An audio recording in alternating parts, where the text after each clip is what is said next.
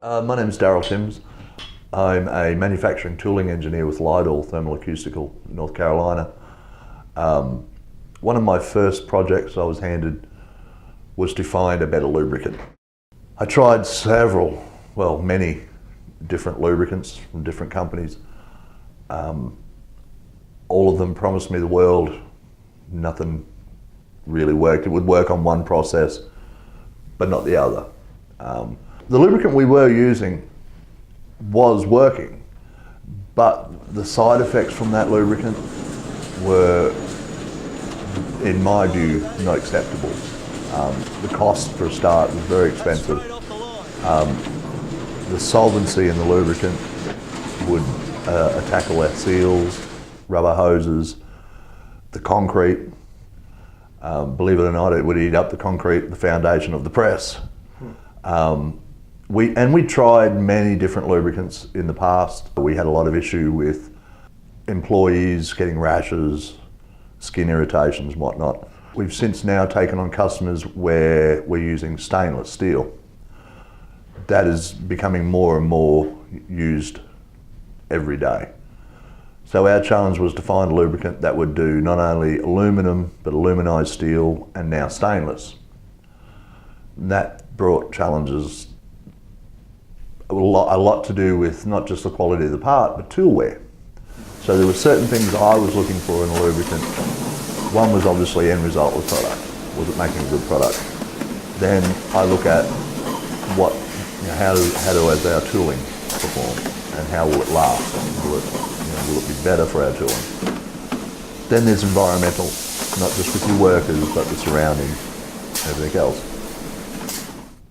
I tried many different lubricants from many different companies. I've been working on this for over 2 years now. And the biggest problem was, in my opinion, everybody was offering me a product off the shelf. No one was offering me anything new. And I've been in stamping my entire life now, over 30 years. It's very rare that you'll find a salesman that actually knows the process and knows their product as intimately as they should. The only product we could find that would work for a stainless was a water-based lubricant that brought so many other issues along with it. Gummy residue in the tooling, which required a lot of PMing on the tooling. It was really expensive, and we had to pre-mix it ourselves. And it wasn't until we found, with the stainless jobs that we started doing, that we ran into a lot of troubles with tool wear. Stainless steel is very abrasive on your tooling. And that was when consultant lubricants were actually recommended to me by a toolmaker that coats tooling. The coating of your tooling is great, however it's expensive, and then if you have to do any maintenance on your tooling or repairs, the coating has to be removed, repair your tool and then recoat, and downtime, which is huge in production, is increased, and the cost is increased. I mean, having spare parts is really, you're fixing a symptom. You're not curing the problem. And the problem is finding a lubricant that actually works, which is very, very hard to find. Consultant Lubricants brought in a product. They first of all came in, analysed our process, recommended a lubricant, a base lubricant to start with. We brought it in, we tested. Straight away I saw benefits, but obviously there were little issues here and there. And again, because of our process we have several different processes, we had to tweak for one and ensure that it didn't affect the one that it was already working on. Most stamping processes have a trim and a form. We have another process where we use steel rule. It doesn't cut so much as it pinches. So you need that extra lubricity for that to maintain the knife wear.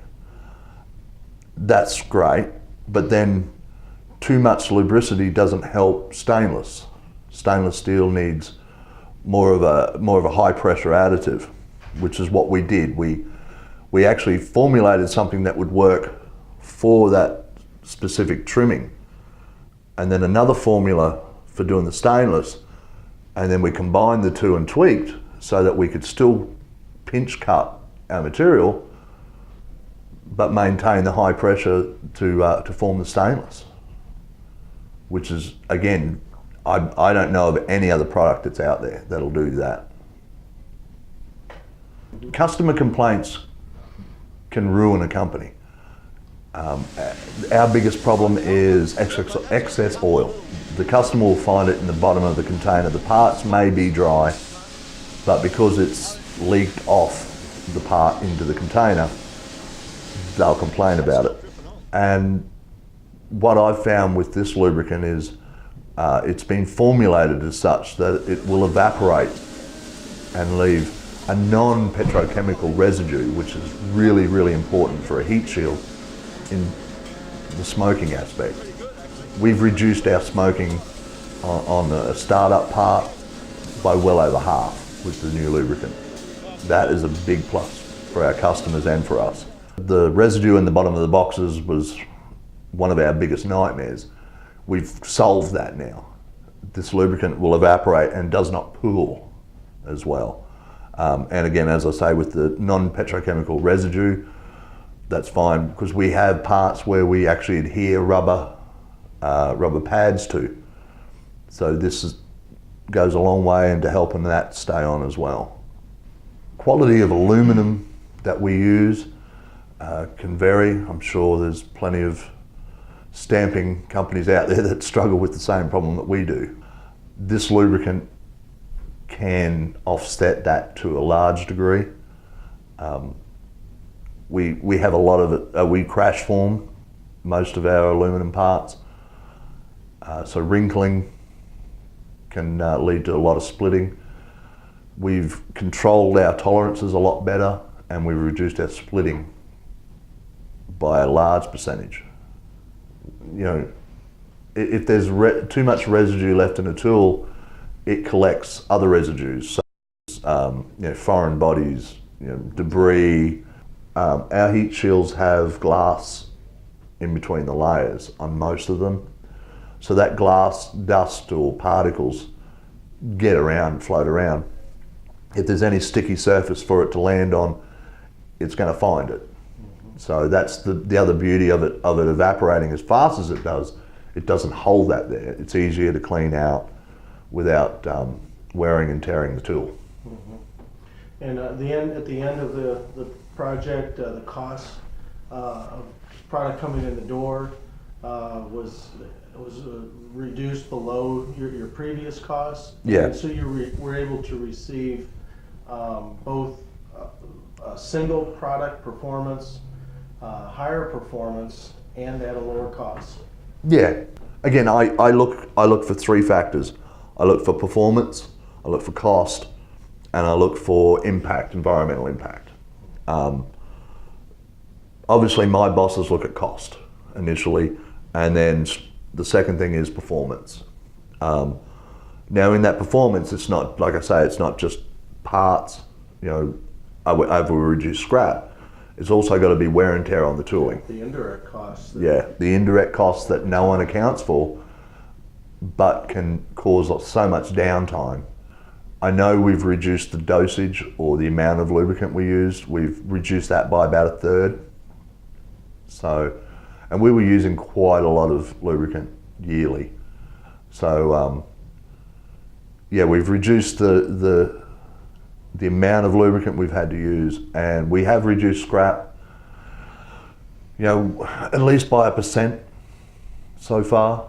But again, it's early yet. Freight costs play an important role as well. The freight company we were using were charging us quite a bit of money. Consultant Lubricants not only gave me a good price on the lubricant, but they found me a cheaper, more reliable transportation to supply the lubricant. 2-day turnaround for actually less than what I was getting from the product that was in the same state. Well, in the auto industry, we can't afford to shut down. If we shut down the automotive industry, and the penalties are very large. It's a domino effect. Yeah, we cannot afford to be down. I mean, to sum it all up, Consultant Lubricants have come from day one ready to solve my problem. There's no problem too big, too small. It's never been, well, that's what we've got. You know, how can we make that work? It's, this is where we can start, and whatever it takes, we'll get it done.